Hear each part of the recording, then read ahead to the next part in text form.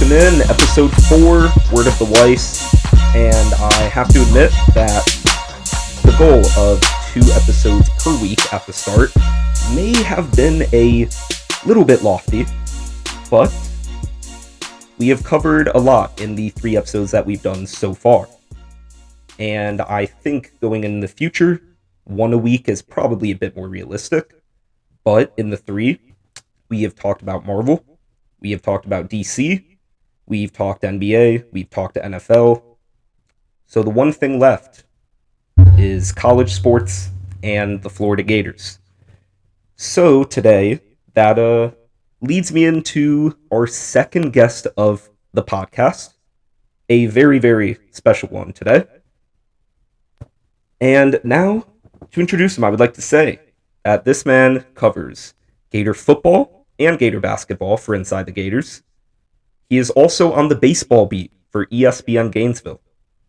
He broadcasts high school sports for the Prep Zone, and he is one of very, very few people in the newsroom, I will concede, may be able to grow a better beard than me. And he came in today with a fresh new haircut. Now, all of that said, I would like to introduce Cam Parker. Little delayed applause, never hurt. Mic and headset. Hasn't exactly been the smoothest of starts. We may or may not have been having some sound issues the second you got here. Hey, just a little bit. And thank you for the haircut. You know, the lady at Supercuts said that she was going to take an inch off. 2 inches later, got a fresh restart. So we're all good. I got to ask, am I, because this is very high honor, am I the first one to see the cut, to witness the... You are, other than the lady who cut my hair. Wow. Well, I sent a picture to my mom, of course, because Right. she hated the long hair. But As one does. we're doing good. So congratulations. It's a huge honor for me to be here. Huge honor for you to see. It's a lot of honor going around. This is probably the shortest I've had my hair since I had a mullet last year. And that's just another reason for people to watch on YouTube. Crazy. But whether you're watching on YouTube, listening on Spotify, either way, thank you. But today is a day of any days to watch on YouTube, simply for the haircut. Simply. But thanks for coming on. Thank you for having me. Second guest. All right, well, I did this with Kennedy last week. Mike Kennedy, our dear friend. A dear friend. Major Peyton Manning truther to the point where it's annoying. Yeah. But respect the grind. Respect the grind from Kennedy. Yeah, he was pretty good on the... He wasn't too outlandish with his Peyton Manning takes on the pod. I gotta respect it. Yeah. Well, so I did this with him, and I gotta do it with you too now. So, correct me if I'm wrong. August of last year, upstairs in the INC, in the AHA lab, 3rd floor of the newsroom, is that where we met? It was about... Now, this is what the conversation was about. We could have met before this. I'm putting you on the spot, but it was when I was asking you about how I was starting to try to get into covering football for Mark, for Inside the Gators, and you were a seasoned vet. Possibly. You remember what I'm talking about, though, right? It may have been fact-finding. Oh my God, you're right. My first ever in-person class at Florida. This was a great class of applied fact-finding with Professor Brightus. How could I forget about that class? Shout out Chance Tyson. Shout out Second Chance Sports, Chance Tyson. Putting on the grind and the production work, traveling around the country. Haven't gotten to see him in a minute, but Chance and I knew each other. We sat in the back of the class, as we do, so that we could update our fantasy football teams while the class was going on. When you showed up. Well, that's part 2 of the story. And there just happened to be 2 seats in the back next to this gentleman right here. And he noticed us updating our fantasy football teams in class. Who was sitting alone, as he does. And then it started with comparing fantasy football teams, and it blossomed into a friendship. When I would show up to class, I wasn't great about going. You and Chance had that in common. You often left me tough, alone. You know. Mondays are hard days, and it was definitely not the proudest thing. Youngsters, go to class. Go to class. Yeah, go. Don't be like Cam. Don't be like Cam and Chance. I didn't always go. It was definitely not my proudest moment in my 4 years at the University of Florida, but it happens, and we passed. But we met there, and then I found out, not even through you, through Mark. He introduced the new interns, and Zachary Weiss, and I was like, hey, that's the kid from the class that I didn't always go to. And then it just blossomed into the friendship that we have today. See, this is why I'm going to have, when I have guests on, I'm going to have them tell the stories of how, because my memory is, I think it just has been shot for a very long time now. It's definitely a grind in college. Like, I'll be honest, I forget things that happened last week because I'm always like in motion and running around and doing stuff I just never remember. Yeah, I do. Well, anyway, so that said, today we are, with you being so, I'd say you're pretty intertwined with the world of Florida Gators sports. I mean, you've been... I try to be. So you've been covering football the longest, right? Longer than basketball or baseball? Or was basketball? So football started in... Because you were here with Trask and... late summer 2021. So right after Trask left, and I started with Inside the Gators right when fall camp was beginning, because the very first press conference I went to was Dan Mullen announcing that Jaden Hill has torn his ACL. That was the very first one that I went to. They were still in the middle of Zoom, so nothing was in person, but yeah, that was the first one, and then awful season. That was a rough season, but it's a great first press conference to be at. That was a rough season. Coach gets fired, not even before the season ends, your first season on the beat. They go 6-7. That was not a great year, but basketball picked up because Inside the Gators does basketball coverage, and Mark asked if anyone wanted to do it, and I said, sure, why not? So I started doing basketball there. By the way, Mark is our boss at Inside the Gators. And we would thank him always for all the opportunities that he gives us. But of course. Then I went 0 for 2 on head coaches after Mike White left right after the SEC tournament. So football, coach gets fired. Basketball, coach quits. Seems to be a trend here. Yeah, it's not a trend I'm proud of either. There are a couple things in college that I'm not necessarily proud of. My attendance in applied fact finding was not great, and the head coaching tenures have not been great. So what's gone well so far since you've been here? Well, it's baseball so far. They're 8-2. Well, baseball is, so I am, I am a kind host in some ways and a less kind host in others. I provide water bottles. He does, but I do not give rundowns of topics before. So you are coming in here cold turkey, as they say. Hey, it happens. Hey, that's the grind of a journalist. 90% of what happens in a game you do not expect. Hey, I'd even argue 95% when you're covering Gator sports. I'm not sure if you ever heard this phrase or not, but anyone else who's been covering Gator sports, especially Gator football, it's the quote is, "There's never a dull moment on the Gator beat." And the last 2 years have been nothing but chaos and craziness and just unexpected things happening, especially in Gator football. I can attest to that for the past 1 year. But that said, today I would like to talk. I want to start with some Gator basketball. Season is coming to an end Saturday. Senior night versus LSU. It's a big night. Big chance for a win. And then, so also basketball. Want to talk some March Madness? Want to see how you're? I'm ready. Want to see how you're feeling about Listen, some of the top teams. I'm not going to ask you to make an official pick if you don't want to, because it is on the spot. Sister Jean said Kentucky, and it's hard to go against a woman of God. So that's fair. We'll get to your official pick, whether it's Kentucky or anybody else. But then I want to talk some baseball, because we are in the midst of the beginning of baseball season. Tough loss the other night to not a great team, but midweek game. Yeah, midweek game, as they say. Those Wednesday games have not been good. Big tournament, this weekend against Miami. Big one. So, and then finally, Gator football, the prime jewel of Gator sports, or supposed to be at least. We got spring training about to start Saturday, and we are both supposed to be there, covering the first day of camp which we have not been told what time yet. We'll find out soon enough. Hopefully, we'll see. But hopefully, it's in the next 2 days because it is 2 days from now. But spring training's supposed to start in 2 days, and so talk some football, some Napier, some Anthony Richardson draft projections. I knew it was going to be a good day when I went into Sports Clips and they were talking about his draft stock on the TV right when I walked in. I was like, it's going to be a good day. It's going to be a good week. We're gonna have a lot of fun. We're gonna figure out whether you're closer to Will Levinson on the Anthony Richardson scale or Seth Harp. I think those are those are probably the most two extremes. But if you want the most passionate, if you just want the most passionate take, probably you're gonna have to ask Sean Humphrey. Stephen B. Smith, as I like to call him.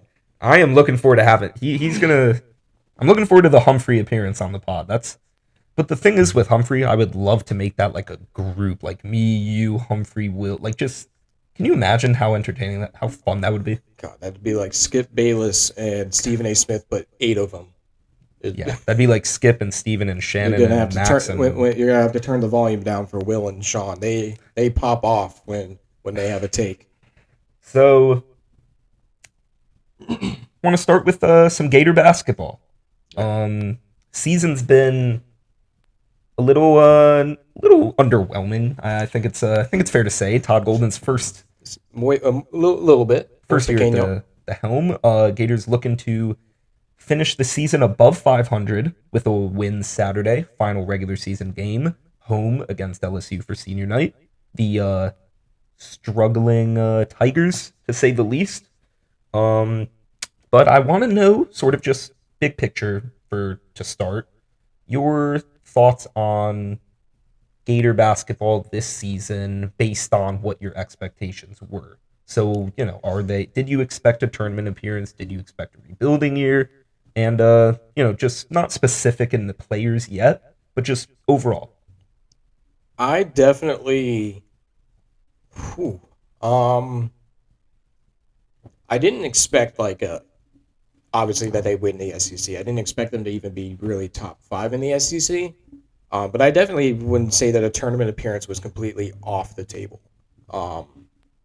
Florida's been a school where not really built on a transfer portal, but even going back to Mike White, where they get a lot of hype with some of the transfers that they bring in.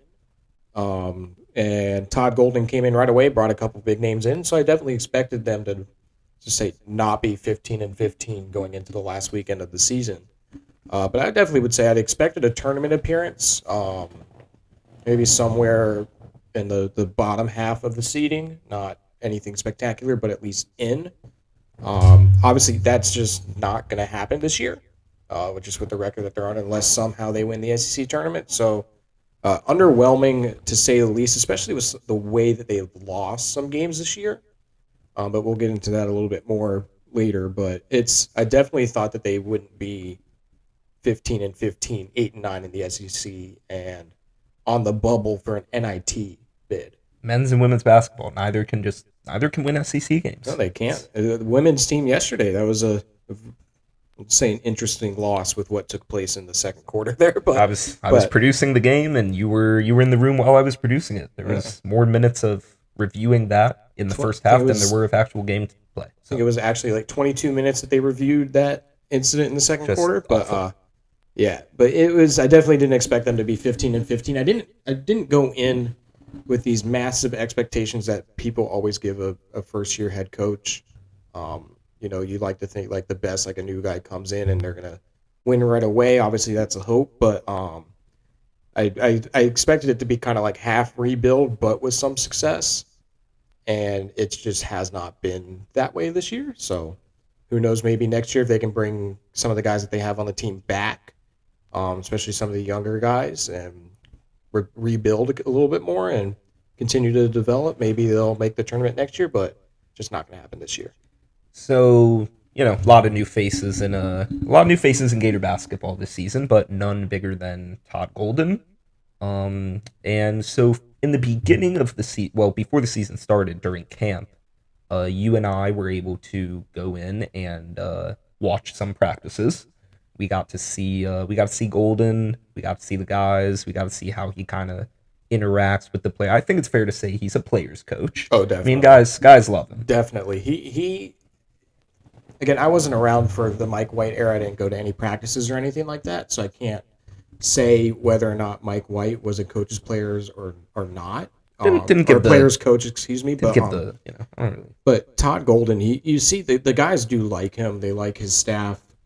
He's not afraid to get in the middle of a conglomerate of players when they're getting hyped in the middle. Oh, yeah. Not at all. He's not afraid to jump right in and start pushing and shoving guys. He's not afraid to participate in drills, go take on some of his guys in a 3-point shootout, anything like that. Not afraid to chest bump Jason Chitobo in the locker room after a win. Yes. It's dangerous. Not afraid to catch a body after beating the number 2 team in the country. But he's definitely a player's coach, and I think that's part of why it has been frustrating this year, at least from a fan's perspective about the way that they lose. Like, if there's an unpopular coach who's just losing game after game, then it is what it is. But a popular coach that you see the players like and you like, and he says the right things, and this can even be said about Napier too, and we'll get to that. But that it is kind of hard to watch someone who's very likable lose games the way that they do. But no, Todd Golden, he looks like a player's coach. I mean, he says the right things. I mean, he's young. But that's the other thing too, is he is very young, and his only head coaching experience was at San Francisco. So this year, I think, was a learning year for him too, going into next year. Yeah, and one of his I guess biggest accomplishments, or early on, was bringing back Castleton, Yes. bringing him in for 5th year. And now, I mean, unfortunately, his season ended against, I believe it was Ole Miss at home. He broke his hand. But until that point, I mean, he was having a hell of a season. I think his best as a Gator, and now he's off to the NBA draft, and we can talk about where that leaves the Gators in a little bit. But I want to talk about him specifically for a second. I want to know where you first think he'll be drafted, where you expect, if you do think he'll be drafted, where you expect that to happen, and then how do you see him as, like, he can come off the bench and play NBA minutes? No, I think he could. He won't be a first-round pick.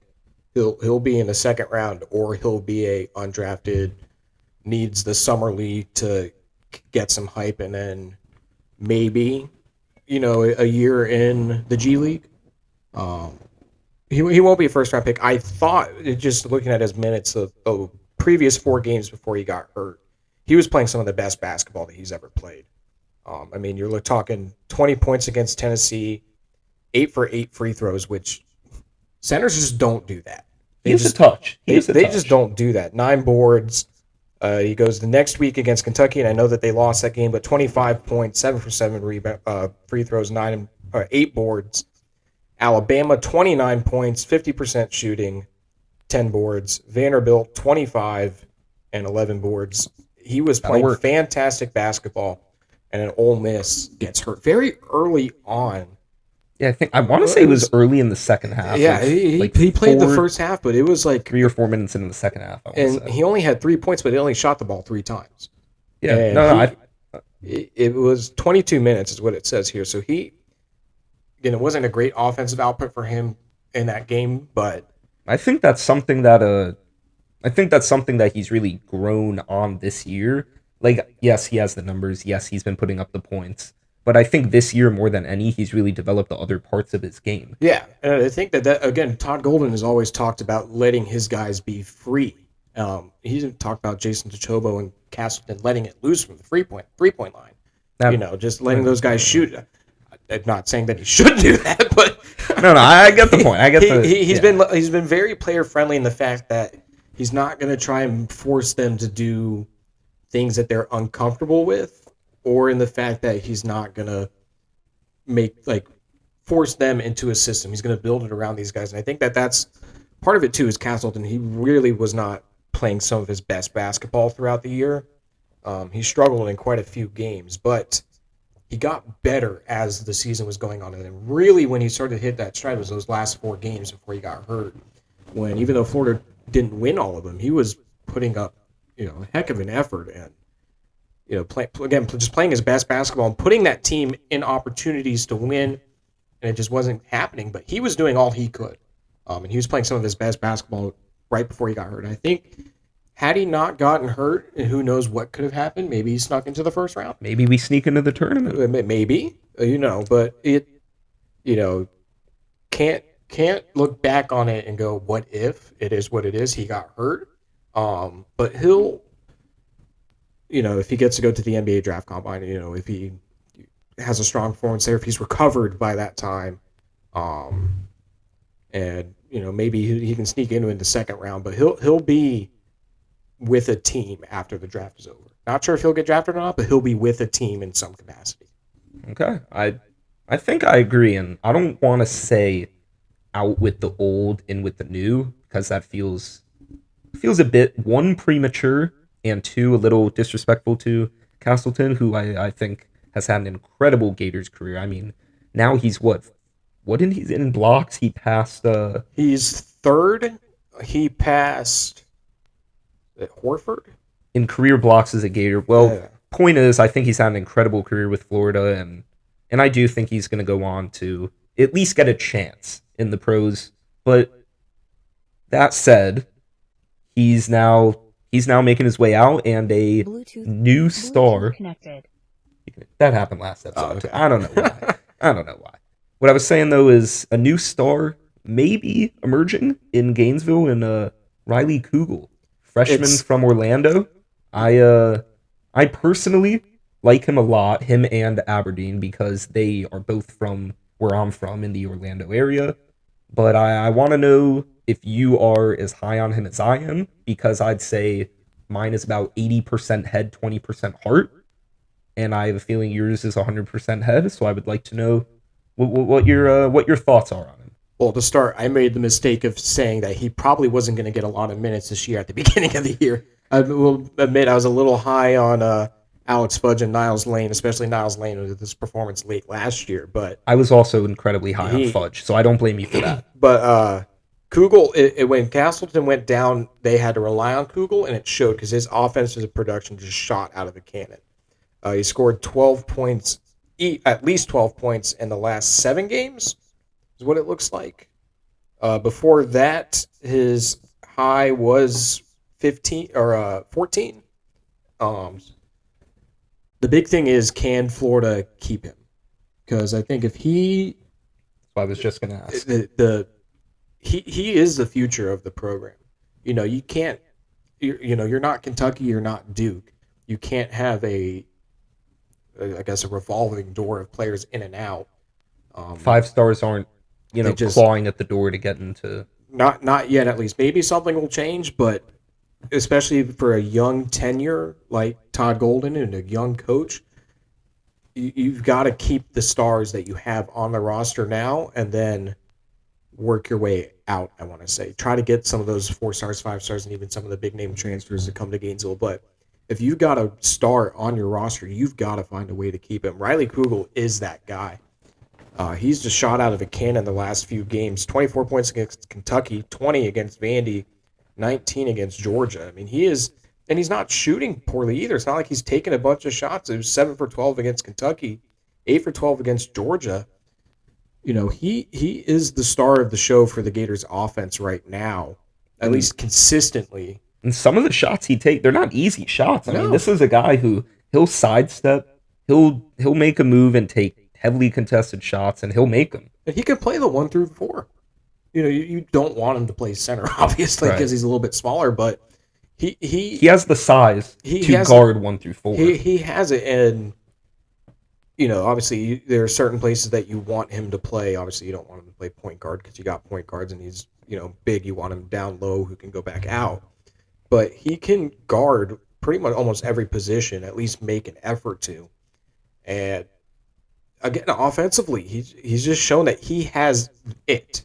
In the same way that once Trey Mann got a flow, once he started getting into his rhythm, it took about a year, but once he got it, he had it. And you knew that he had it. That's why he was a first-round draft pick in the NBA. And Riley Kugel is the same, where it took him a little bit just because maybe he wasn't getting all the minutes that he wanted. He was, really competing for time with Will Richard and Alex Fudge. But once he started to get into that rhythm and they needed to rely on him more, he took full advantage of it. And he's been the star of the show for the Gators. He separated himself, and I think it was apparent in camp a little bit. I mean, I know you said you didn't expect him to get a ton of minutes, but part of that was because we expected more from Niles Lane and Alex Fudge and C.J. Felder. But I think you could see in camp that this wasn't just a freshman who may have burned out after a season or two. Like, I think you could tell the talent was there, the skill was there, the size was there, the IQ was there. And I feel like once he got his opportunity, obviously things went on with C.J. Felder. Alex Fudge didn't end up, living up to expectations, at least for this season.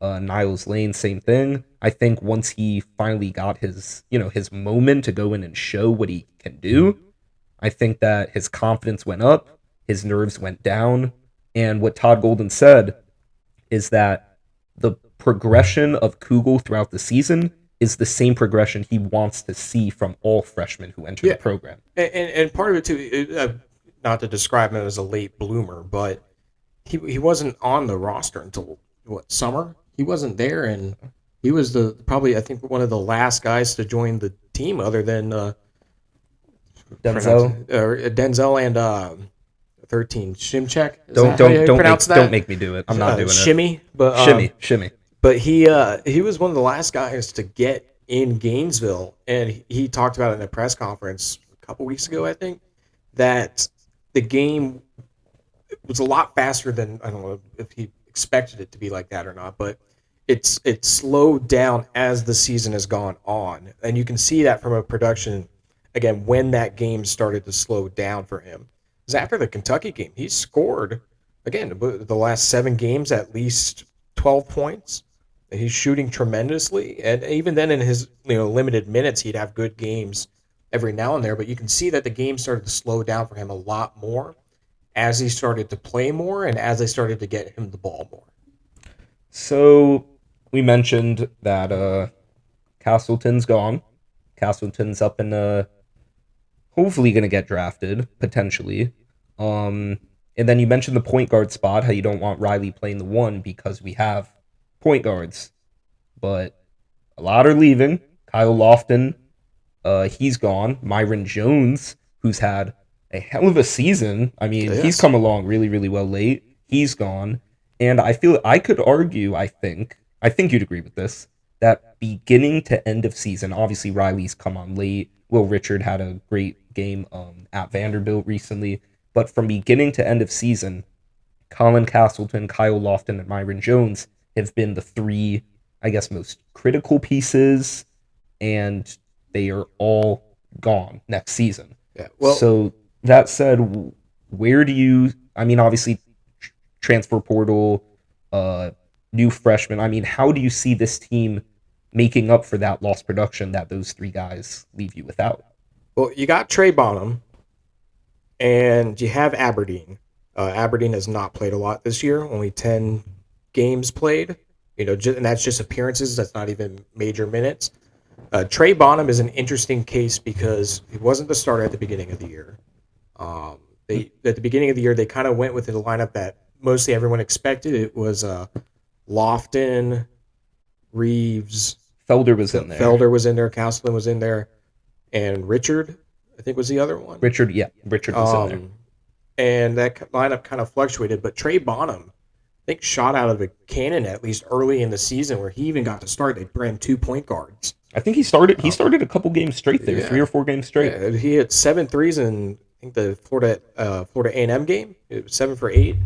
And, you thought, this guy, he could be it. He could be, a really good piece on this team. And in just the last few games, he just rarely has gotten on.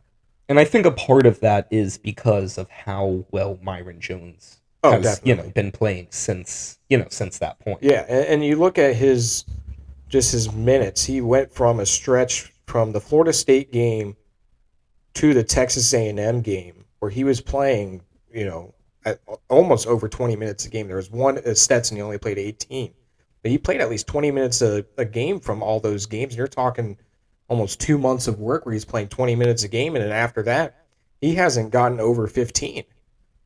He just has not gotten on the court a whole lot, and you don't want to say you don't know why. I mean, he did kind of have some struggles here or there, but and of course with Kugel kind of stepping up, and even Myron Jones started to play better.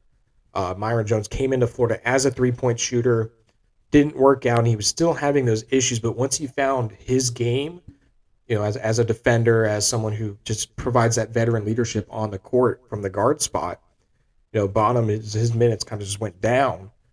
But yeah, he's obviously an option. Aberdeen, again, you mentioned with Kugel, they already have that relationship, and Golden's really high on him. But the reality is with transfer portal and guys going to the draft anyways, you never know what your roster is going to look like from year 1 to year 2. So obviously you've got to hit the portal looking for a spot like that, especially with some uncertainty just with who may be leaving, who may be going, and the positions around them, not even at the point guard position. Because there are a couple guys on the roster where, if they said that they're going to the NBA or at least declare for the draft, I wouldn't be surprised one bit. If there were guys who said that they were going to go to the transfer portal, I wouldn't be surprised one bit. So you've got to hit that. I mean, it is a constant battle of you're always recruiting. Obviously, you're obviously recruiting high school, but now you have to recruit your own guys to stay and other guys to come to your school. It's a whole new ball game. They've got options at least on paper. 2 guys on the roster now, but you got to hit the portal to go get more guys. Especially at the 5. I mean, you have Shimmy and you got Jason, but I don't think either of them can be your starting center going into next season with tournament hopes. No, and I mean it's tough because Castleton. Not every team is going to have a production at center the way Castleton has produced. That's just a fact. Even tournament teams not all of them have centers as good as Colin Castleton is. Not many do. Very few do. It varies from team to team, but it's tough. I mean, I know Jason Jatobo, you go back to last year, he was pretty good center before he got hurt, and it just has not been the same since, and it sucks. And Shimmy has been an interesting case because he came onto the court and he started scoring. Like, he had 8 points in his first game. It was crazy. He hit 2 threes, and he was having a pretty good game, but you can tell that he's not quite ready yet. Right. Which is, I mean, he's a freshman. Yeah, he's a freshman, so it's fine. Like, it's like it happens. Like, you were thrust into the lineup when no one was really expecting you to. And he's played pretty good, but again, you talk about in the sports world today, with the transfer portal and everything, it doesn't become like a need in the future. It becomes an immediate need. And Florida's going to have an immediate need at center going into next season. And whether they hit the portal or they recruit a guy is, yet to be determined.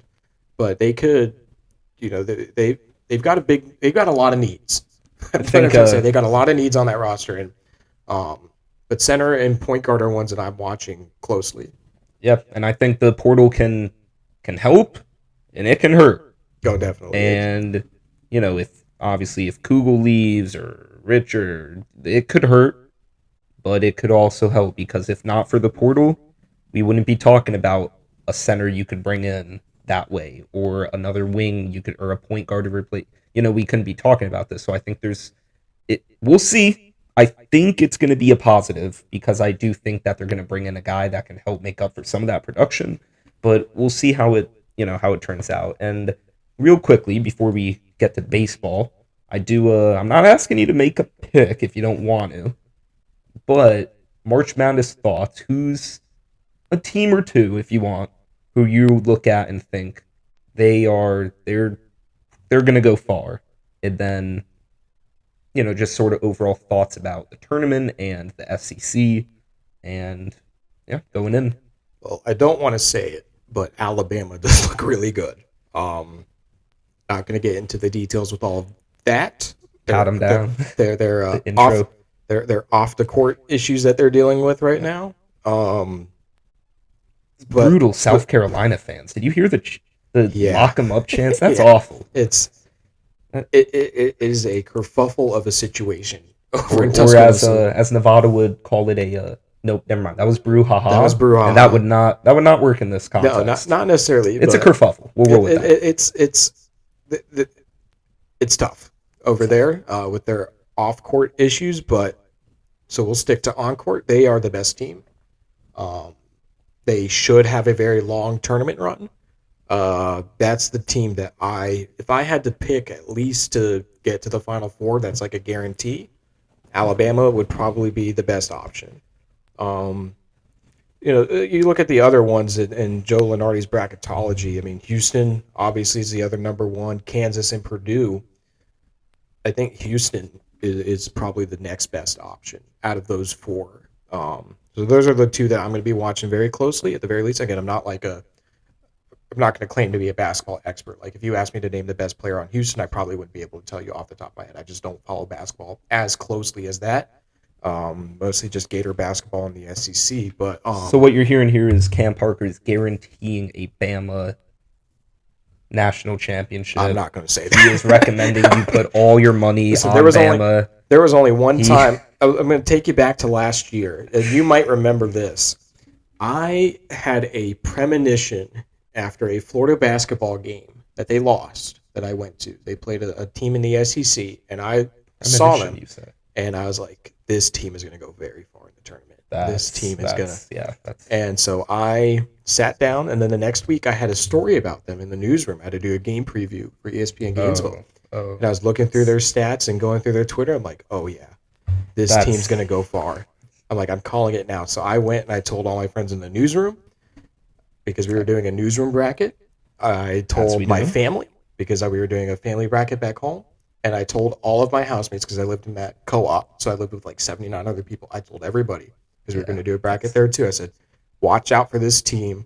They're going to the Elite Eight at the very least. Wow. That team, Arkansas. I jumped on the Must bus as quickly as I could. And I remember I was in Harrison Smadjovitz's apartment. Shout out Smadge. With him and Humphrey might have been there too. I can't remember. But we were sitting there watching the Selection Sunday and all that. And they put Arkansas in the same bracket as Gonzaga. And I was like, oh, that sucks. You were feeling confident in that moment? I was filling out my bracket as it was going, and I saw that, and Harrison just started laughing at me. And I probably spent a good 15 to 20. Oh, we moved to a different apartment after because Chance was there too. I forget where we were, but quite the group. Avengers of the newsroom. It wasn't Chance. It was Jensen Young was there, and it was it was a group of like some newsroom people, and I was just sitting there, just like agonizing over it because I was doing a coaching hot board because that was the day Mike White resigned and went to Georgia. So a lot was going on that day. I was not in a really good mood when I saw that, but I pined over that for hours, and I'm like, you know what? I'm sticking with my pick. Even if it means that Arkansas has to beat Gonzaga, I'm going to stick with them. They're going to the. I respect the consistency. I do respect the consistency. And I put them in the Elite Eight, and no one else did. No one else really listened to me. If you remember the newsroom challenge, they had a 24-hour Waffle House. Was the loser? You had to spend 24 hours. I thought that was fantasy. No, that was the brackets. The bracket. Yeah, and it was. I had a terrible bracket. And Arkansas was the only thing keeping me alive. Yes, I do remember this now. It was me, Jack Shivertaker, and Curtis Mashad were in the bottom three spots. I do. And for anyone who doesn't know what the Waffle House Challenge is, it's you spend 24 hours at Waffle House. Each waffle you eat is an hour off. The only reason I didn't have to go to Waffle House as the loser was because Arkansas beat Gonzaga, and it kept me at like the fourth lowest. So Arkansas. I actually do now. I think. I remember now producing shows, and every day during that run, I'd be producing a show. There'd be a time where you'd walk through the studio and give me a little update on how down horrible you were. I was doing really bad. So anyway, that day, I don't have any premonitions this year. I'm not jumping on any bus, nothing like that. But I'm saying that Alabama is probably the best team in the tournament on the court. We're not going to comment about their off-court stuff, but that's the team that I'm watching out for. Well, personally, for what it's worth, I like Purdue a lot because I think Zack is he's a monster. awesome. I don't know how he's gonna fare in the league if he does, but dude, he's awesome. I love watching him play. So, not saying they're my pick. I will make a pick before the tournament starts, but that will not be today. Now, let's transition some Gator baseball. Now, this is of the three, I'd say sport of which I am least knowledgeable about. Now, I follow the team, of course. I don't want to say fan of the team as a, obviously always unbiased journalist who has no rooting interest for the Florida Gators. But that said, start to the season's been interesting. I want to know what your thoughts are. Basically, where I want to start is these midweek games. Obviously, lost to USF and Jacksonville. Not great teams, but what is this? I see it all over Twitter. Midweek game doesn't matter. Who cares? But the way I look at it, and tell me if I'm wrong, because maybe I am, but you lose a game to a team that is significantly worse than you. Why doesn't that matter? It on paper doesn't matter in the sense that you have a 3-game series, and the two midweek series, they're home and homes, and they won the first one. And obviously they're not SEC games, so not that big of a deal. And you got the weekend series, I think, are far more important than the midweek ones. But not to downplay that, but also to add it back up. It's the way that they lost these games are the way that it's concerning. Like if you lose one midweek game, it is what it is. It happens. Like even the New York Yankees are going to lose 50 games a year, 60, right. 70 games a year. But the way Florida has lost the two midweek games has been really concerning going forward. Relief pitching is the only way to put it. The bats have been hot. They've had no issues, getting on base. A couple issues with bringing guys home if they're in scoring position. But nonetheless, they're putting up runs on the board. Their offensive output has been very encouraging. It's what you expect out of a team that everyone expects to make a deep run in the postseason. There's just no explanation for the relief pitching. It has just been really bad. Because the USF game, they blew a lead in the 9th inning. That was the same. What basketball game? It was on a Saturday. I forget which one. Or no, it was on a Tuesday Wednesday because I was at that game covering the basketball game. Either way, again, forgetfulness. The dates are all merging together. But so many riveting Gator sports. It's tough to. The relief pitching collapsed in the 9th inning, and then last night it'll go to the last 2 nights against Jacksonville. They had a 9-1 lead in the 5th inning. They allow 5 when they make a pitching change. Last night they had not a big lead, but a substantial lead, and relief pitching allows another big inning. They allowed another 5 runs. They found themselves down 10-6, and they never could fully recover from it. Relief pitching has just not been good. It just has not been good. And that's outside of Cags? Is Cags the guy? Yeah, so he has been the Sunday pitcher. Okay. And then he's been splitting time between DH and first base. Again, the starters have not been the issue. The starters have been Sproat. The weekend lineup has been Sproat on Friday, Waldrop on Saturday, and Cags on Sunday, and they've been fine. Again, this weekend against Miami. Miami's number 22 in the country, if I'm not mistaken. But this weekend's going to be a big test to how they do against ranked opponents because they just have not played great opponents this year. But do you think a part of what the problem might be is I hear so much about how Kevin O'Sullivan, people love him because he doesn't overuse guys, right? He doesn't overuse pitchers. Is any part of that could be maybe he just, if you don't have guys who can come in and close out games, and I know they're midweek games, so it won't be the same, like this week, like against Miami this weekend, but do you think part of that is that Sullivan needs to just accept that maybe he doesn't have what he needs outside of those top guys and give him more burn? I think his relief pitchers just need to start getting guys out. It's again like Cags. It's a tough thing to ask him to pitch, long. because he's also splitting time between DH and first base. Cags is an everyday player. It's not like you can ask him to go pitch. It's not a DP. Yeah, like you hypothetically you can, but you're risking not being able to play him on a Tuesday night game. You know what I mean? Yeah. Especially because he is the Gators' best bat right now. That's the other thing too. If he was just like a below average hitter or whatever, I think you could make that sacrifice. But he's probably the best hitter in baseball right now, so you can't make that entire sacrifice. And again, it's not even like the starters on the weekday games either. It's just the relief pitching just has not been great. And I'll use him as an example, Philip Abner. I'm not going to say he hasn't been great. He's been wildly inconsistent. That Tuesday game against Jacksonville, after they gave up the 5 runs, he came in as the third pitcher in the game for the last 2 innings. He pitched the 8th and ninth inning, struck out 6 batters. Did not allow a run. He pitched great, and he was a big reason why they were able to win that game because the final score was 18-8. It's looks dominance. The bats, again, were incredible in that game. But relief pitching almost cost them that in the middle of the game when they had a big lead and it was almost blown. He comes in and he was able to shut it down while the offense continues. He goes out Wednesday and he struggles. It's tough. It's a weekday game. You're playing so many, but it's just the relief pitching. It's just not there. And I think even Kevin O'Sullivan kind of mentioned it a little bit that he. This was about last week or so in a press conference that he just, wasn't sure really what was going on with them. I mean, like on paper, they should be good.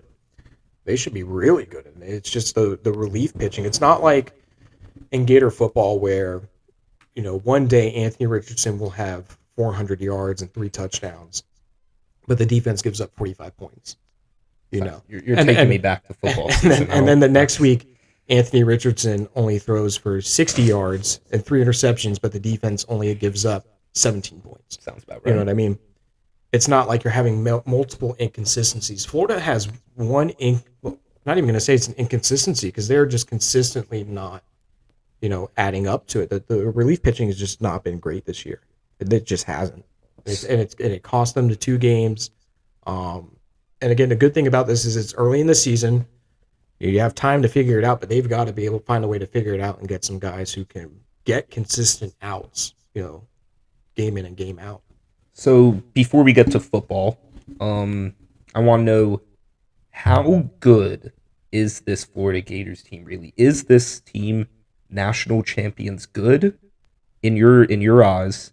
And how good is this guy Cags really? Because based on everything I've heard, sounds like Florida has possibly a legendary guy in their hands.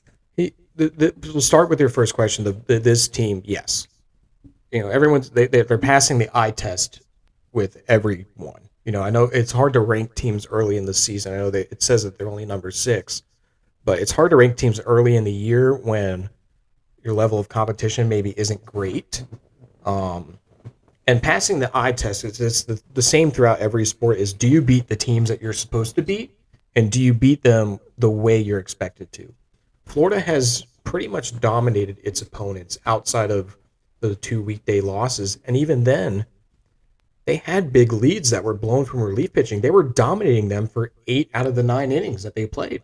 It's just that one inning that they didn't cost them, and so they're passing every eye test. Obviously, again, it's hypothetically too early to tell just because of how early it is in the season. They haven't played anyone big. This this weekend. This 3-game series against Miami sold out on Saturday. I did see that. Yeah, I think they said they have 7,000 general admission seats. All were sold out. So it's going to be Saturday. If you're going to the game, get there early.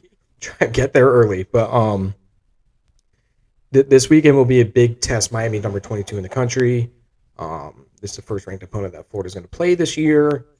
It's a big test for them just to see. We know this team's really good, but it's just how good they are and how are they going to adjust. This isn't going to be a series where Florida, I don't think, just comes out and flat-out dominates like they have been some of the other games that they played.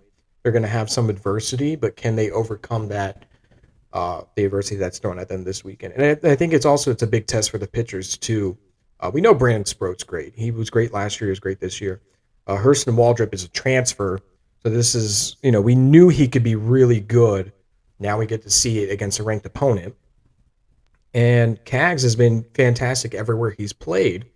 This is his first season with the Gators, at least, really taking on the pitching role. How does he do going, because he's going to probably hit on Friday. He's going to hit on Saturday. Back-to-back games where he hits. Now, how does he go out there? Can he close out the series on Sunday? So it's a big test this weekend. It's kind of like the first exam. You have quizzes and homework that, can get you to the exam. You kind of have a grade where you know where it is, but this first exam is going to show you, what you need to get better at learning in this class. That's or, good. Whatever. But this is the first one where, it's not going to make or break your grade. It's not going to end your season. It's not going to, determine whether or not you pass the class or not. But it's a good stepping stone to determine just where you are, in this, class, in this season, whatever you want to call it in this analogy. But it's going to show where Florida is right now and where they can improve before they get into SEC play. So Florida basketball season's coming to a close. Florida baseball, we got our first test coming up this weekend. Florida football, spring training, we talked about, starts Saturday. And won't spend too long on this because I'm hoping to have you on again sometime before the season starts in the fall when we get a little closer. Maybe give some predictions, some bold state. Maybe this is an interesting team. It is an interesting team indeed. But what I want to talk about right now is a few points that I was curious your thoughts on. I mean, we talk a lot about the team and about our general thoughts, but I don't know if I've really heard your in-depth, I guess, take of Billy Napier. And I mean, you're around him. You've been to press conferences. You and I have both spent a lot of time in practice press conferences, post-game press conferences. Well, what's your sort of, I guess, feel on him and I guess how the team feels about him? I like Billy.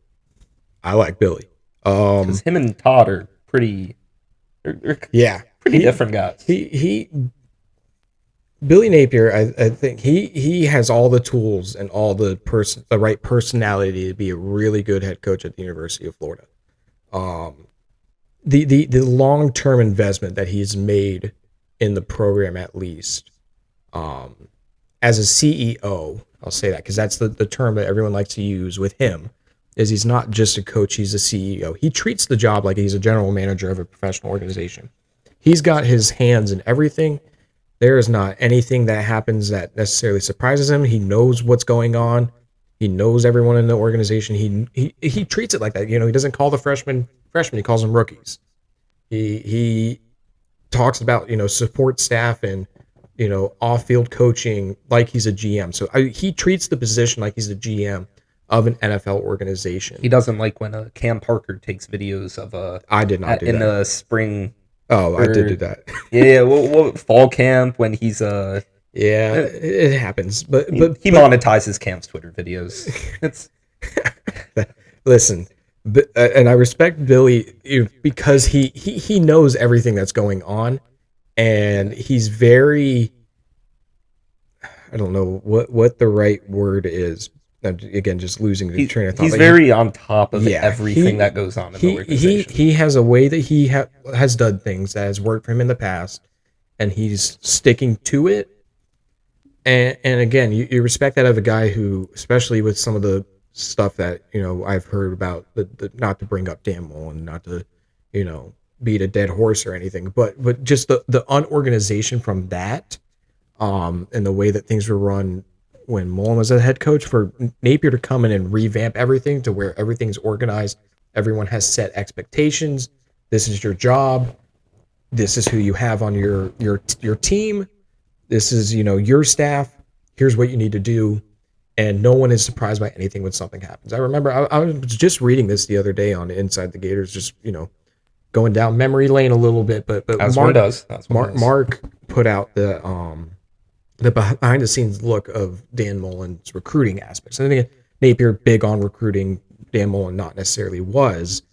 And just some of the stories of the unorganization and things between camps and visits and scheduling and just how the weekend was supposed to go, that you were shocked. Like, how does this happen? And Napier just hasn't had any of that. He comes right in, he changes the nutrition, he gets parking for the students, he gets them stadium house, the new apartment. It's nice. He Very nice. locked in on treating this as an organization Building rather a than just culture. building a culture, treating it as an organization rather than just a team at a university. Like, you can even make the argument that, like, Florida's athletic program is divided up between two organizations, football and then every other sport, the way Napier has been treating it. And it's that's why I have the confidence that he can be a great coach. He needs to surround himself, I think, with more help. I totally agree. Again, like, You need a play caller. I made this joke once, and I thought it was funny. A Dan Mullen offense in a Billy Napier organization would be unstoppable. You know what? That's That's a good take. You let Billy recruit and you let Billy run the program, but a guy like Dan Mullen gets the offense. That team is unstoppable. That's never going to happen. Obviously, that's just hell will freeze over before that ever happens. Right. But that's what Billy Napier needs is another guy to help him out on the offense. Because the offense it showed flashes of brilliance and an even larger flash of uncreativity and struggles. What we're seeing is more guys leaving than coming in. Exactly. Yeah. And I guess where I'll go next is, considering, for better or for worse, some guys are getting elevated because some guys are leaving. Cardinals appear to be a place they want to be for whatever reason. But I want to know, where does this team specifically, around the front office and Napier and his staff, where do you see them, I guess, kind of, standing in the SEC compared to what's going on at Georgia and what's going on at Alabama and what's going on at, other teams that haven't been great in recent years are going to be much better this season? Where do you see Florida kind of, compared to SEC and specifically SEC East opponents? Well, I'll start with this. You can't compare to a team like Alabama and a team like Georgia. And I know we're supposed to, because, Florida's biggest rival is Georgia. And if you want to win the SEC, you have to beat Alabama at some point, whether it's in the regular season or you're going to face them in the SEC championship game. Nick Saban has been at that school since I was in first grade. Kirby Smart has been in at that school wild. Since I was a freshman in high school. You know what I mean? Like, and this is Napier's first season where he's not just trying to put guys on the field and hope to win some games. He's changing the organization from support staff to recruiting to atmosphere to day-to-day, the way things are run. It's going to take time to build that. You know what I mean? You name any corporate organization in the world, they weren't built because someone bought this, $1 billion building and they hired Rome all the wasn't right built guys. in a day, as they say. And it wasn't like where this guy already had all his money and just built like this. It has to start somewhere. Is what I'm trying to say. And it's tough when you're starting out the way Florida did with Napier. But I think they showed a lot of bright spots with the way that he was running things. And I think the next thing is, who do you get to replace the guys who's left? They already have a defensive coordinator in Austin Armstrong. I don't think he has a position that he's coaching. They haven't made any indication, because he's the linebackers coach. He's not a defensive line coach. He's not a safeties coach. He's not a corners coach. He coaches linebackers. Florida's already got two, and neither of them have made any indication of whether or not they're going to leave or not. But I think that would be really beneficial to Florida, is if they also have a manager. Again, we're going to talk about Billy Napier as a CEO in an organization, right? We use Lowe's, for example, because I work there. We have a CEO, and then we got shout out Lowe's. Shout out Lowe's. Then we got and then you have a trickle down effect of managers, regional manager, store manager, district manager, all that. If he can have a manager like that for the defense, where it's overhaul rather than one position group, the same way as like running a CEO of an organization, just condensed. That I think is a bright spot too. Corey Raymond being able to coach the safeties, I think, is the biggest positive change Florida's had this entire offseason. You know, I don't think Patrick Toney was a bad safeties coach. Obviously, he's not. He's coaching in the NFL now. Right. You know, he's not a bad coach. But when you have a position group that are so intertwined with each other, corners and safeties, if you have two coaches, it's tough to get that on a same base level. And letting Corey Raymond, who's already proven that he is one of the best defensive back coach in history. I don't even care about in the nation right now. Just look at the guys when he was at LSU that he put into the league and the guys that he's brought in as a recruiter now to Florida. He giving him full reins of the defensive back room is probably the best thing Florida's done this entire offseason, by far. And I hope that it shows that when they go out and play this season, because they got a lot of young guys and a lot of guys who, you know, were really inconsistent last year. And there's going to be a lot of new faces in that room between guys going to the draft and guys transferring out. So hopefully with Corey Raymond and you're not listening to what one guy has to say over the other. You know, you get one guy saying the same thing at the same time. And so you're learning from the same person. And, you know, there's going to be a lot more consistency as far as verbiage and the way things are run and the way things are taught too. Because if you look at it this way, if you're a safety and, you know, you're a safety, you're calling out formations from the back. I know linebackers call the play, but safeties can help call out coverages and stuff because they can see the entire field. You're a safety and you're calling out coverages or, you know, whatever. And you're a corner and you learned it differently from a different coach. Yeah. So there's going to be some mistakes every so often. I know that they have the same verbiage because, you know, defenses don't change. But there's going to be some inconsistency as far as the way things are taught and the way things are learned just because it's from two different coaches. Now you have one coach who's one of the best position coaches at that position in history. I like to think, and I would argue that there's going to be a lot more consistency and it's going to flow better. At least on paper, it's supposed to. It's supposed to flow better. So, with that position filled, now Florida has to turn to tight end and they have to turn to receivers. It's interesting. Tight end, it was not a position that was great last year. Injuries took a toll on that room, and then the production just overall just was not great. It's not a Dan Mullen offense where you're going to need a Kyle Pitts. Florida doesn't need, you know, this top tier tight end. You need something, though. But you need someone that you can consistently throw the ball to.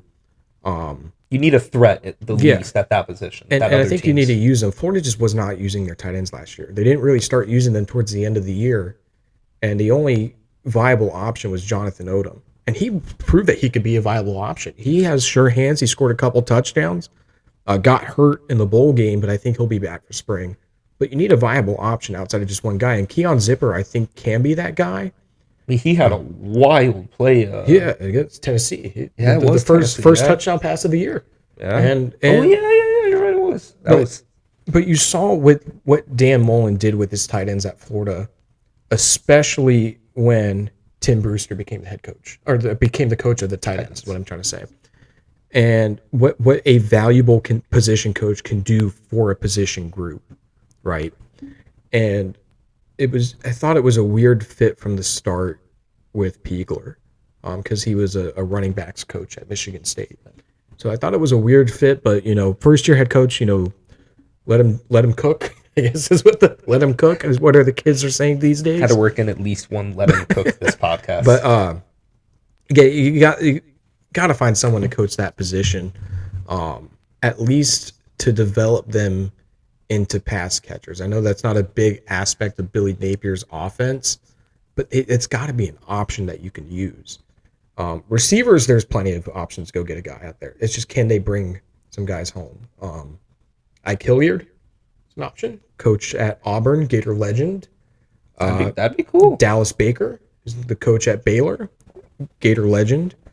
One that I'm keeping an eye on is David Decker. He's the analyst for, I guess is what his unofficial title would be. He's the receiver's assistant. So he worked with the room last year. Napier brought him over. I believe he's a grad assistant, but he would be the guy that I would keep an eye on. It wouldn't be the flashiest hire. I wouldn't say like a home run hire. I think it'd be a very Billy Napier hire. It would be, and again, that could be very good or bad because we saw how that looked with. He likes to bring young guys that he knows in, and it could be very good or bad when you do that because you can have Patrick Toney, for example, very young guy, very bright mind for the defense.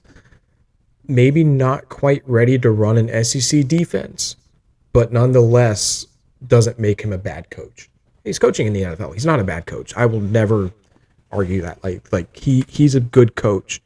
But again, the timing clearly somebody thought he was a good coach. And the timing of things need to work out like that. But that would be a very Napier type hire.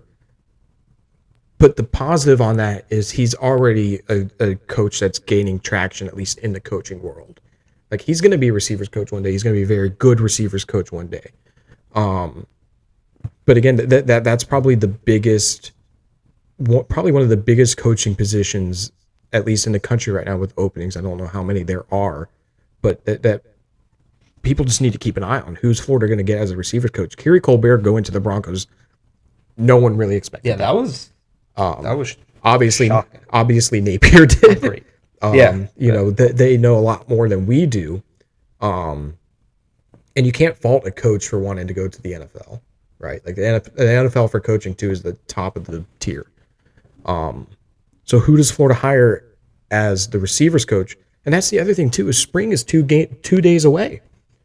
2 days away, you don't have a tight end coach or a receivers coach. I mean, you got to be able to figure that out sooner rather than later. You see, I'm so worried about them not giving us the practice time Saturday, whereas they're out here looking for coaches for the team.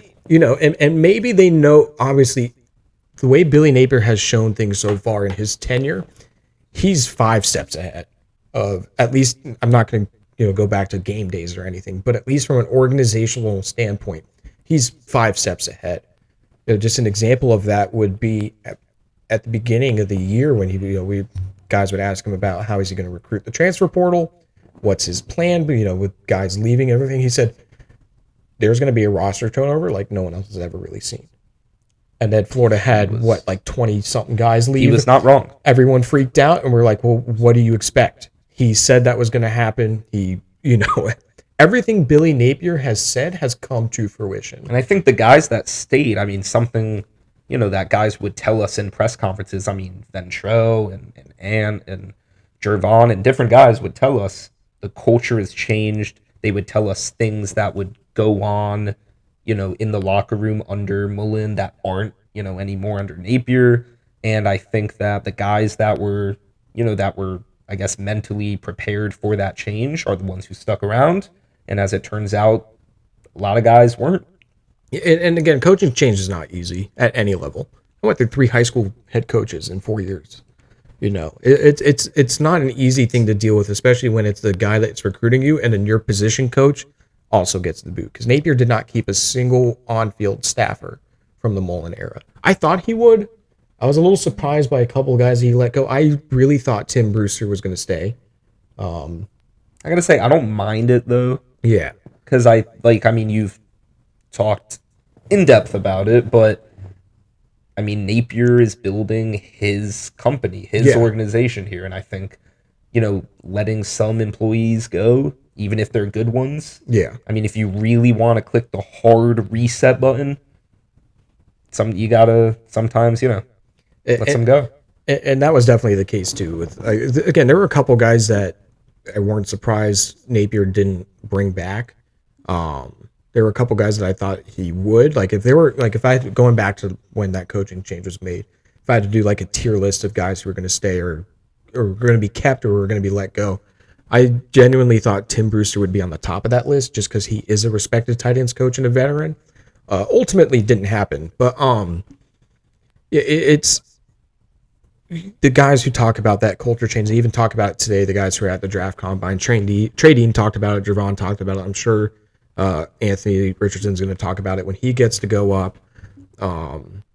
There are also a couple guys out there. Rashad Torrance. There are a lot of guys in the combine, but also you look at the guys who Napier brought in. They were the best players on Florida's roster last year. Trevor Etienne, Montrell Johnson, Osiris Torrance, Devin Moore. He got hurt and he didn't get to play as much. But guys like that, That's interesting. They were the best guys on Florida's team. Ricky Pearsall, they were the best guys on Florida's team last year. There were a couple, obviously, outliers. Anthony Richardson, of course, Ventrell Miller, trading late in the season. We'll talk about trading at the beginning of the season, but trading late in the season. Those obviously were veterans who had a lot of playing experience. Amari Burney, who you expected to be really good. Shout out for the win against Utah. Yes, shout out Amari Burney for that career-making interception. Yeah, that's going to be one that he will be remembered for with Florida. I will forever hear Sean Kelly's voice in my head every time someone mentions that interception. I will never forget being in the press conference for that game after Ventrell Miller, because people forget Ventrell Miller dropped a wide-open interception at about the 46, 47-yard line. That would have ended the game. Probably the easiest interception everyone will have to make, and he just dropped it. And I remember the press conference, obviously you're not allowed to cheer or anything, but everyone just kind of went, ooh. Like, that was tough. And Utah drove right down the field. They had no issue doing it. And, less than a minute left. They're on the 3-yard line. Obviously, you're thinking they're going to score a touchdown here, and that's going to, press conference is going to suck. Like, it's just not going to be fun. And Bernie dove and made the pick. And I remember just going, like, I just jumped back, like oh my gosh, like I was not, like, that was the last person I'd expect to make a play like that. And I remember in the press conference afterward, we were sitting down there, and when Ventrell came in, just biggest smile on his face. Oh, he was ear to ear grin. And again, you talk about the guys at least for Florida on the combine, they're very likable guys. Like, they're guys who you want to see succeed everywhere that they go. And and that was a true testament of, at least at the beginning of Napier's first season, was that there was a lot of hope that they were going to exceed expectations this year. A lot of people had them going 9-3, others had them missing a bowl game. Some had them winning 10 games. We won't talk about who. Some smart football people out there did. Some people, one or two of them may be sitting on this couch right now, or they may not be. Hypotheticals. There are people out there, but you thought after that game that they could exceed expectations just because you could see the buy-in from the guys and the excitement of the program. If I'm being completely honest, it felt like when Dan Mullen beat LSU his first year. You know what I mean? Like, that excitement and that we're back kind of thing. First game of the season, though, that was a wrong opinion and wrong take to make, because you got 11 more games to play after that. And something Napier talked about all season long was, you are human beings before you are football players. Character. Something he really, hangs his hat on is the fact that the guys that he trusts, the guys that he, that are that he brings in, that they're good people of high character. And I think we see that. And I think we saw that in everybody that, would come into the press conferences. You look at Ant, Jervon, Ventrell, Montrell, Trevor, they're all Amari, they're all just high quality people. And it, going back to what I said about Golden in basketball, is like, it's hard, obviously with the journalists, you're supposed to be unbiased and everything like that. But you want to see guys like that succeed. Guys who are player first, who are high quality characters, coaches who are the same way. You want to see them succeed. You don't prey on anyone's downfall like that. And that Napier's made that a big thing with him, is surrounding himself with high quality characters and providing for them and letting them cook. and letting them cook. And at least from an organizational thing. So just overall with the Napier, I think it has the potential to be really positive. The blue chip ratio guys he's recruiting. Jaden Rashada thing, that didn't work out. But again, that wasn't his fault. Napier didn't do anything. He's not allowed to do anything when it comes to NIL. Yeah. But even then, putting themselves in a position to be getting guys like that, getting really good defensive backs and receivers. Florida's defensive back class and receiver class might be two of the best in the country. Not even just in the SEC. They're just great recruits. And flipping guys like Rod Kearney, flipping a guy like Rashada when it happened, getting a guy like DJ Lagway, who's now going out and recruiting other guys for that 24 he is class. active on Twitter. Getting Shout out guys, DJ. Getting guys like that. I mean, Mullen never really did that. No.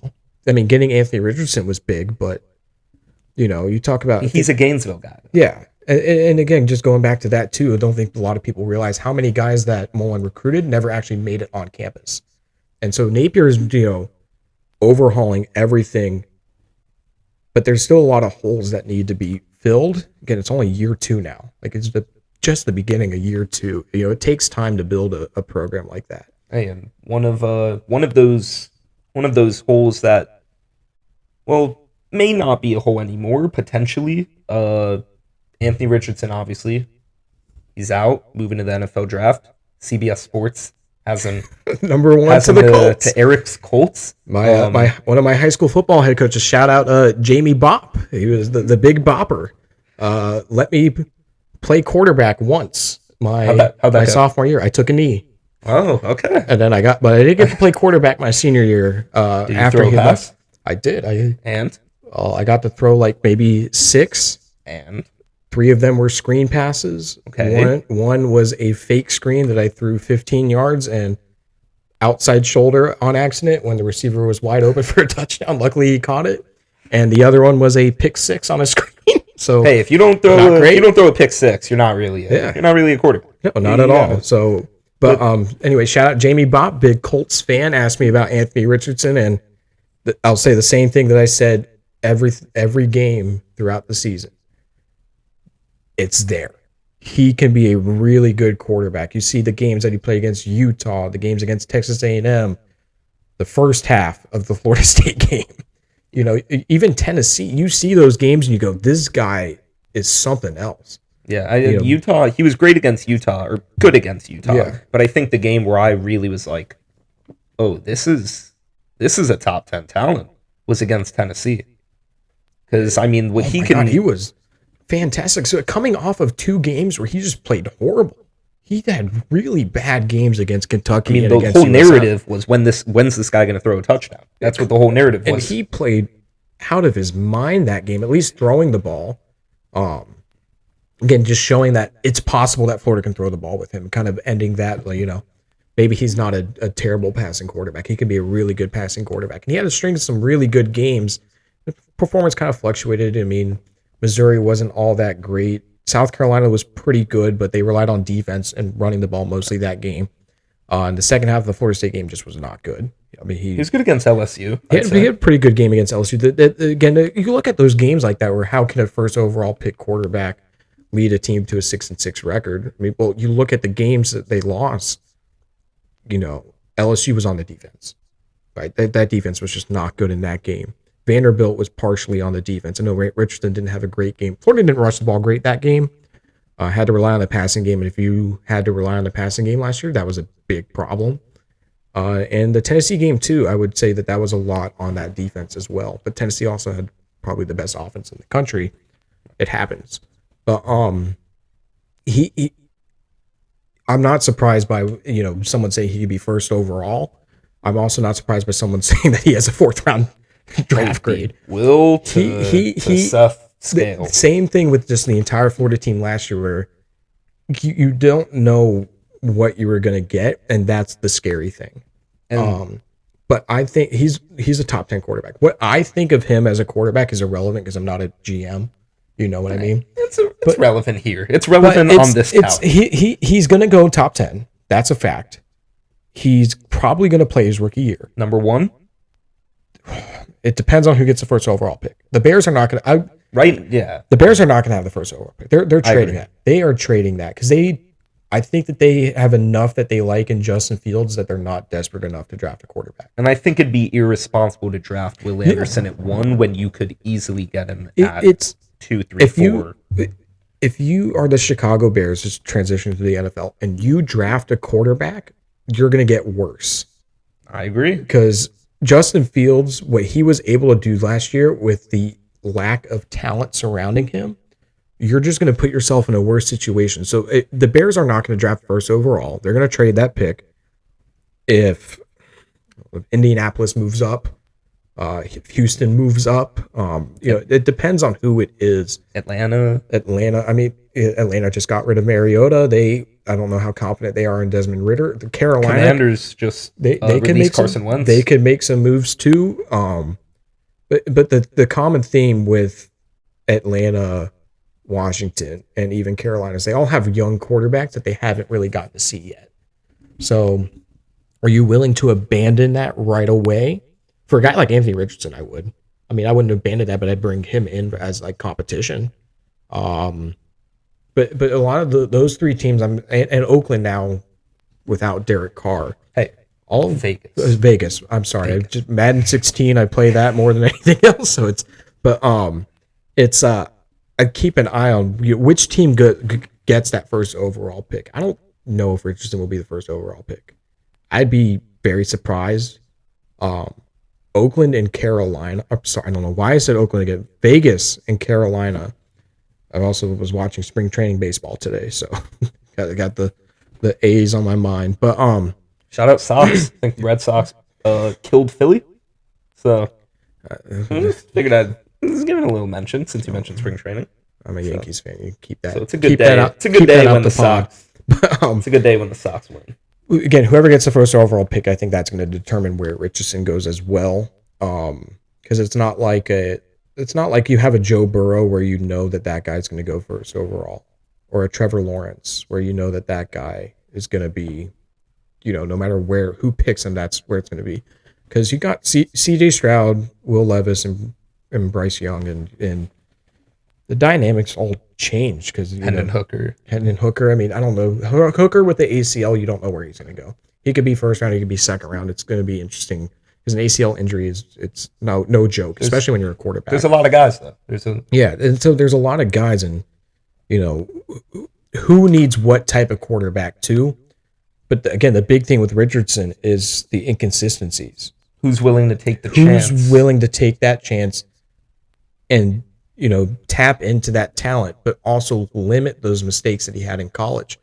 And I think it's like one of the most overused cliches in the world, but when it applies, it applies.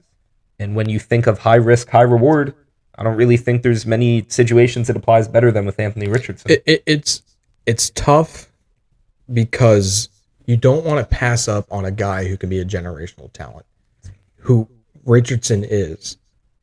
But you can't overlook some of the decision making that comes with it. Again, one of the things you see the jokes on Twitter is, but he can't throw a slant route.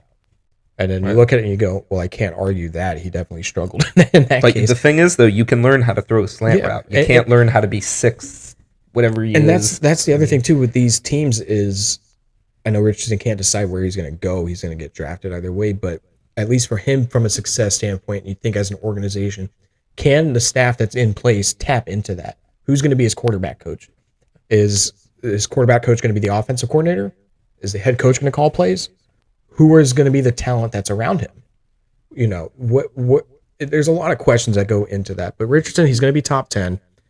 If I had to guess, Carolina seems very likely. At least not everybody can have the coveted Bill O'Brien, Mac Jones dynamic. No. So,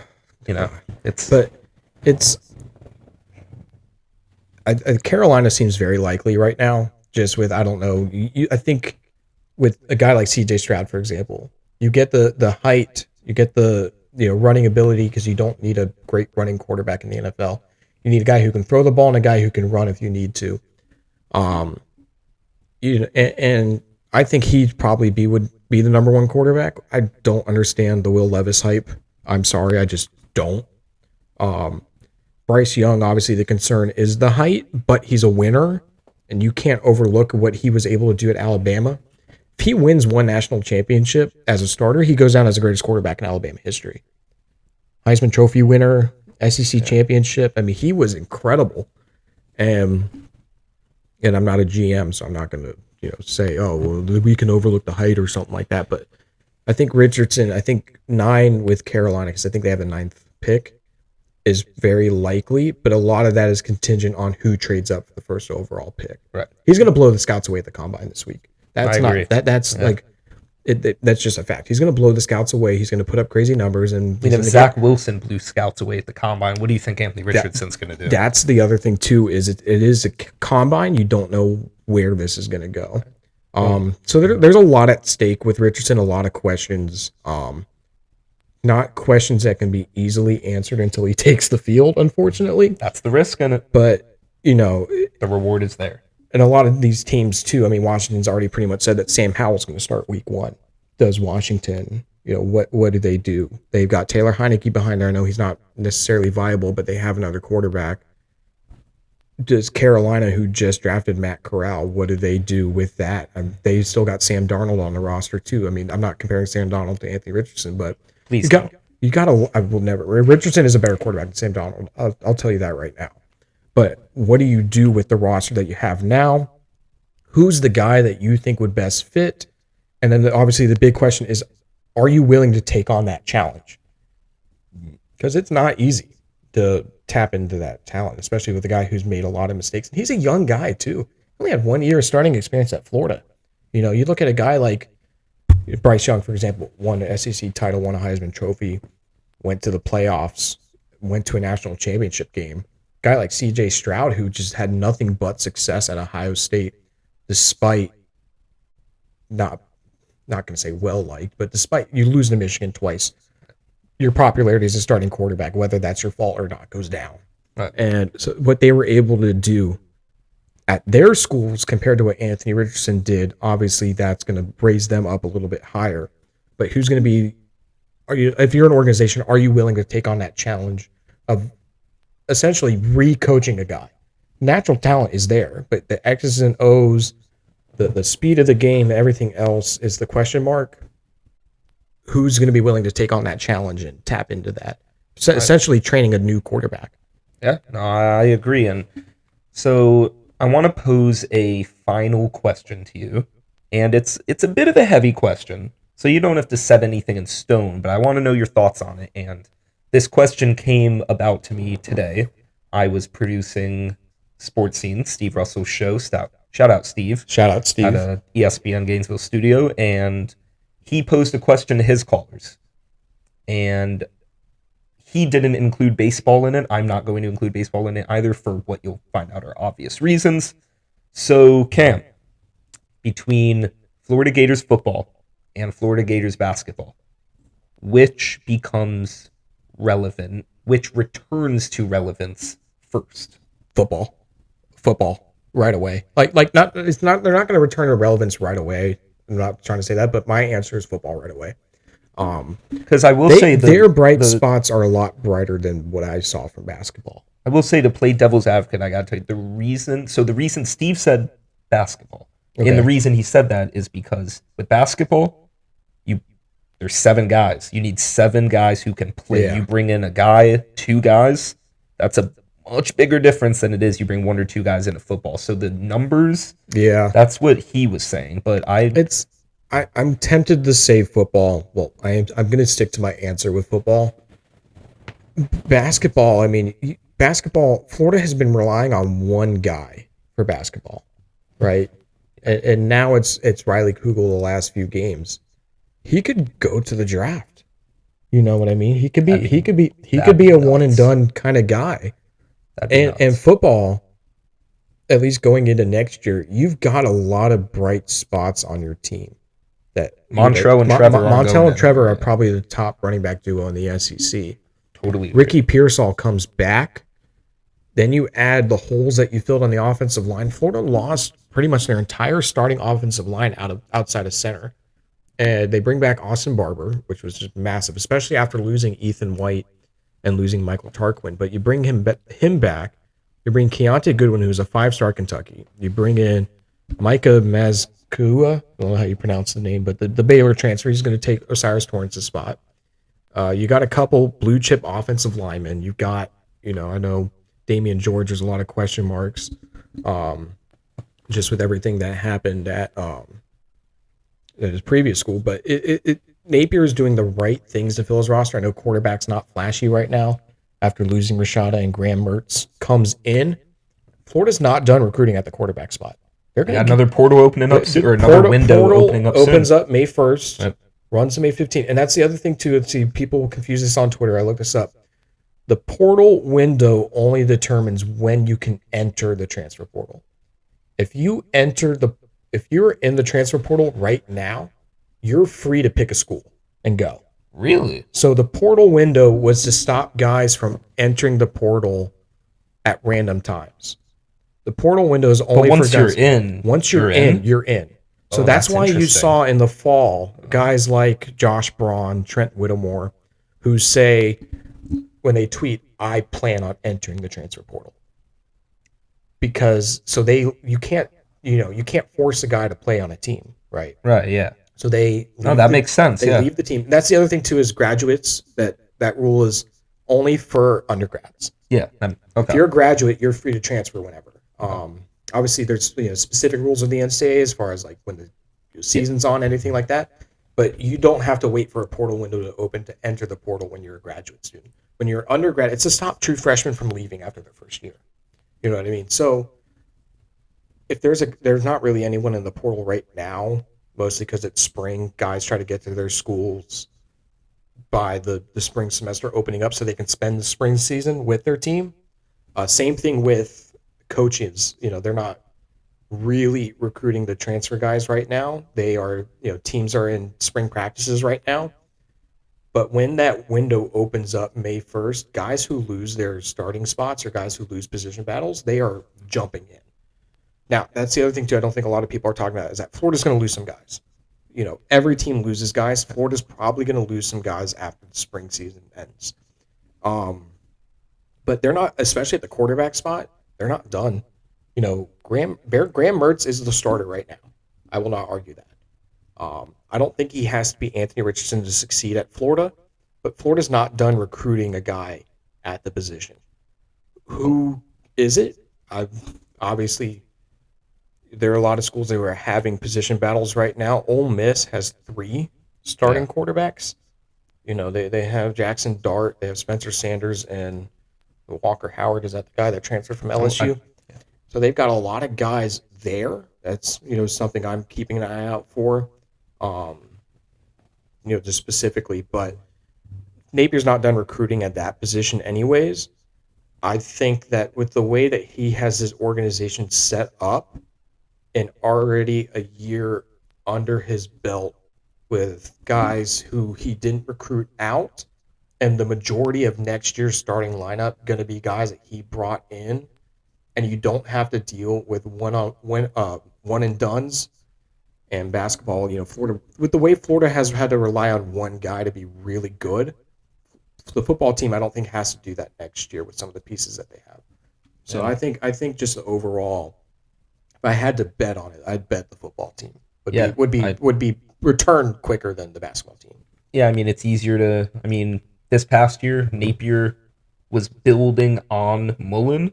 Now, Napier is going to be building on Napier, and I think that's a lot easier to make strides in the areas you're trying to when you already have a baseline of experience and of trials and tribulations that you've went through there with those guys in that system at that school.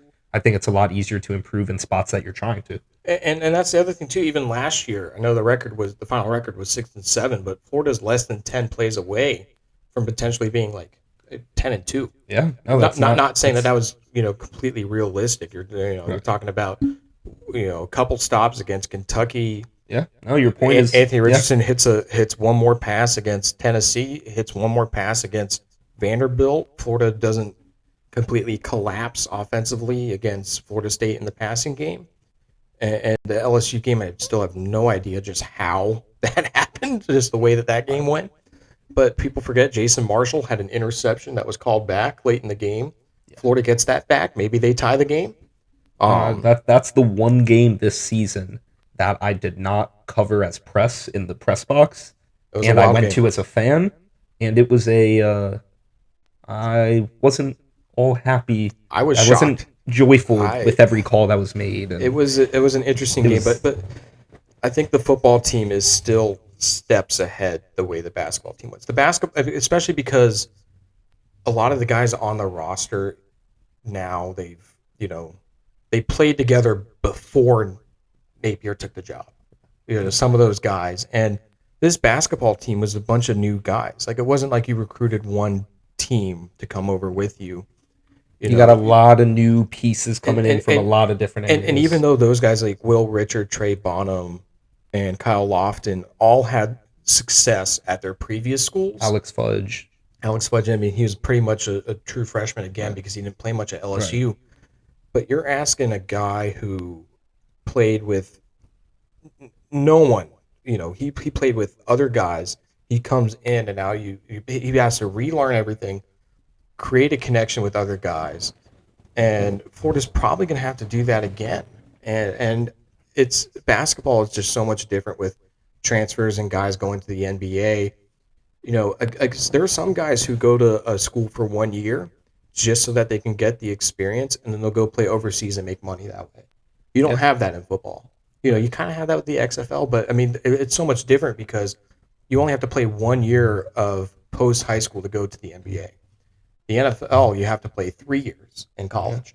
And so it's so much different just with recruiting guys, keeping guys, and guys going to the draft, that now Florida, you have guys who have played together for a season who are going to be there for at least 2 more years. I'm talking guys like Kamari Wilson, guys like Trevor Etienne, who you assume that aren't going to transfer. You hope that they don't transfer. You don't think that they're going to transfer because of the way that they got to play early and play right away, and they're going to be the future. I would bet on the football team right now because they have those bright spots that we saw last year, and with a lot of the guys that they brought in, I would just bet on them being back faster than basketball. Well, Cam, I gotta say it's tough to fit 3 different major sports into one episode. As long as this has been, I genuinely think we could go for another. Oh, easily. Like, I'm not easily. We could go much longer than this, but we will in the future. This is like a rare time where you got basketball is picking right up with the conference tournaments and national tournaments. Baseball season starting, and now football starting spring practice. I mean, this is a busy time in sports.